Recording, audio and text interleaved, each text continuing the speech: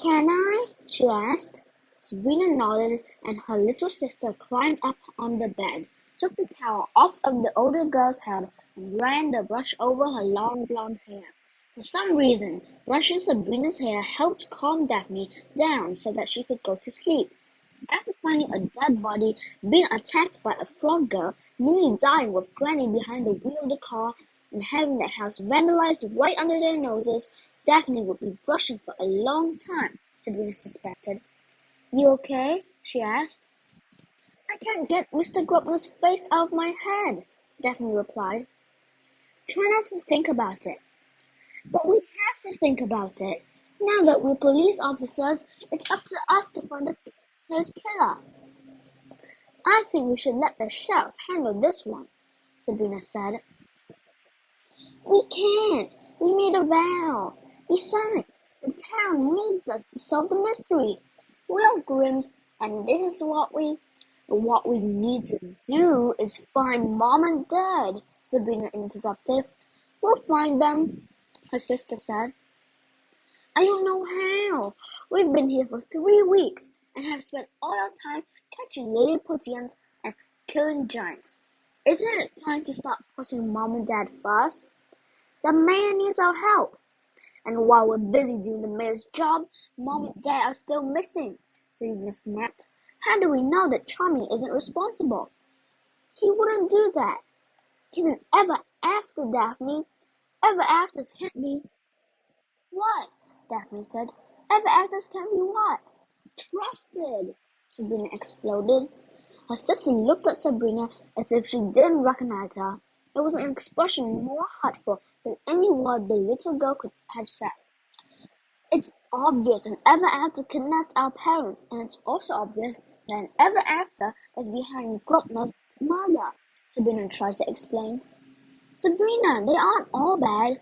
All the ones I've met, the older girl insisted. Daphne sat the hairbrush on her nightstand, crawled under the covers, and turned her back on her sister.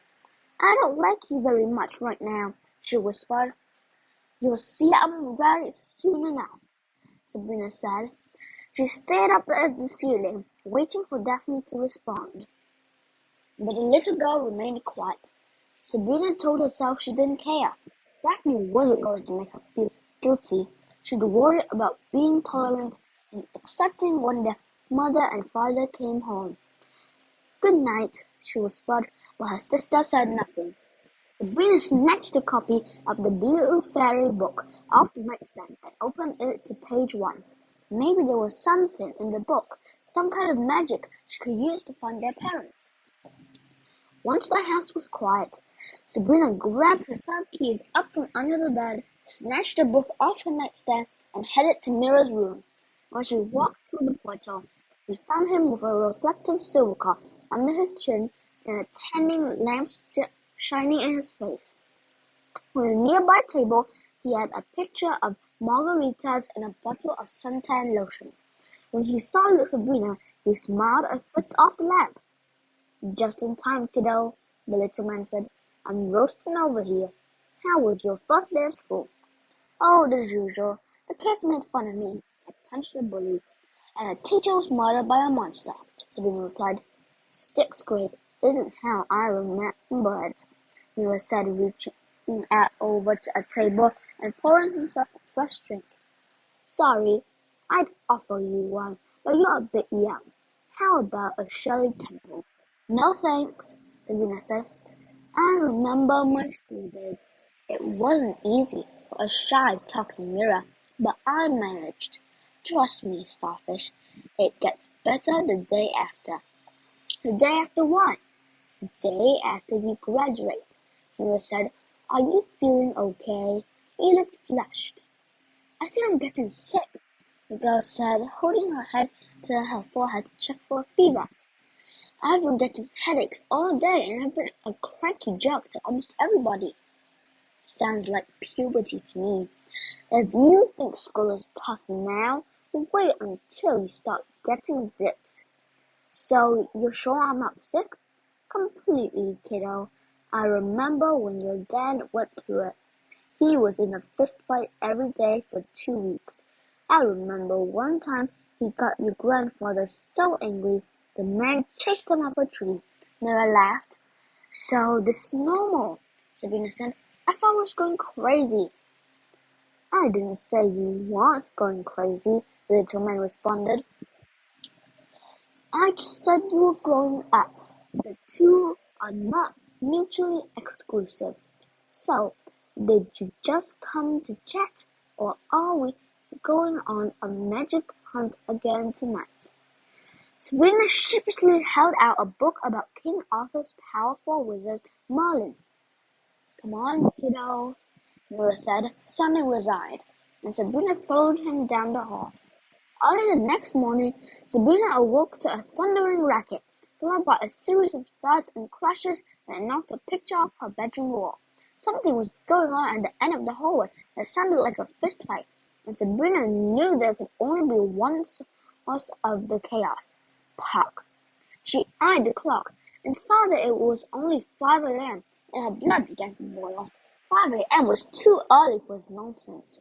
Of course, Daphne slept through the noise, snoring away as if nothing was happening. The little girl could sleep through World War III. The only thing she couldn't sleep through was breakfast. Sabrina leaped out of bed and marched down the hallway. The day before, she had taught her not to just barge into his room, so she banged on the door angrily instead. After several moments, she realized that the tremendous noise she heard wasn't coming from inside Puck's bedroom, but from the bathroom down the hall. Fearing her grandmother had fallen in the tub, Sabrina rushed to the bathroom door, grabbed the knob, and flung the door open just as a nearly naked 11-year-old boy ran past her. Puck, Granny Rhoda cried, come back here. Mr. Canis leaped to his feet and rushed past Sabrina, chasing the boy who fled downstairs. What's going on? The girl asked as she peered into the bathroom. It was a complete disaster. The bathtub was surrounded by a dozen empty bottles of shampoo and what looked like the wrappings of at least 20 bars of soap. The inside of the tub was filled with an oily black sludge that slowly spiraled down the drain. In the toilet basin was a plate where 4 fat worms, several dead beetles, a hand grenade, and 36 cents in change had been collected. Puck is having his bath, his 8th bath, Granny Rhoda said, partly exhausted and partly annoyed. You've let him out, and now he's probably in the woods, rolling in who knows what. Again! He's taking a bath? Sabrina said. Puck hadn't taken a bath since he moved into the house, and his unbearable stink had ruined many a meal for the girl. One whiff of his nauseating aroma was all anyone needed to realize that the trickster king and soap were bitter enemies. Not that I'm complaining, but why is he taking a bath? She asked suspiciously. We felt it was necessary under the circumstances, said Granny Rhoda. Sabrina noticed the old woman was wearing plastic gloves to protect her hands. Circumstances? What circumstances? Granny's explanation was interrupted by Mr. Canis, who stumped back up the stairs with the boy in his arms. Puck squirmed and kicked the entire way. This is rubbish, he shrieked as the old man dragged him back into the bathroom and wrapped him in a clean towel. The tub is clogged again, Granny Rhoda said. I suppose we could try another round on a teeth while it drains. Sabrina eyed the bathroom sink, where 4 worn down and abused toothbrushes had met their doom. Several tubes of toothpaste littered the floor. Each had been thoroughly emptied of all its cavity-fighting protection. Will someone please tell me what's going on in here? Sabrina demanded. Puck turned and smirked at the girl. A devilish gleam sparkled in his eyes, and he temporarily ceased his indignant protests. Guess what, Piggy? I'm going to school with you today, he shouted as he kicked the door close in her face. I'm going to be your bodyguard. Yes, you absolutely do need a bodyguard, Granny Rhoda argued with Sabrina as she tried to pat Daphne's hair down with her hand. The little girl had molded her still glue-soaked locks into a pointy mohawk that stood about 1.5 feet above her head. Finding little success, Granny gave up and turned her attention to serving each girl glow-in-the-dark waffles for breakfast. We've got two monsters running around in the hallways." "But why him?" Sabrina cried. Her own hair had become super curly after her multiple shampoos, producing an almost perfect globe shape, like a big yellow tennis ball. "Why don't you come?" she said to her grandmother.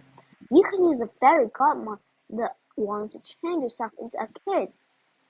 "I'd look like a kid, but I'd still be an old lady," said Granny. "This way, if something happens, at least there's someone around who can fight." "Actually," Daphne said, shoveling half a glowing waffle into her mouth, "I think it's a great idea. He's our age and none of the kids will know who he is." Sabrina shot her sister a betrayed look, but the little girl didn't see it. She was obviously still angry and refusing to make eye contact with her. "Oh no, they won't notice him at all until he turns into a monkey and throws his own poop down the hallway," Sabrina said. "And it's not like the kids aren't going to notice the 15 layers of crud he has under his pits. He smells like Coney Island after a clam-eating contest." "Excuse me?" Puck inquired. The boy had slipped into the room without anyone seeing him. Sabrina turned to give him her usual nasty look, but when she saw how he had transformed, she dropped her fork. Puck was clean, shiny, and blonde. He'd been scrubbed from head to toe. His leaf-infested, raggedy hair was neat and combed, and his teeth sparkled like diamonds. Even his ever-present rutty green hoodie and jeans had been retired and replaced with black cargo pants, a striped baby blue rugby shirt, and brand new sneakers. "Puck, you're," Sabrina stammered. "You're Hattie," Daphne shouted. Sabrina hated herself, but she had to agree. Puck, the shapeshifter, the rural pain in the rear, had transformed into a cute boy. Sabrina couldn't help but stare, even when he caught her. "Yes, it's true," he said as he took a seat. "Please don't hate me because I'm beautiful."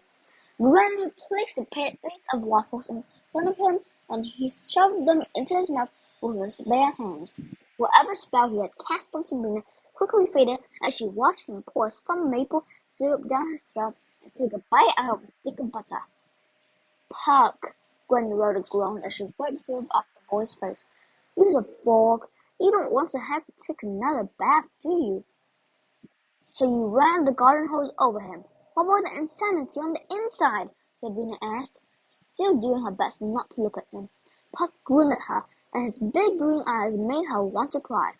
She couldn't like Puck. He was disgusting. He wasn't even a real boy.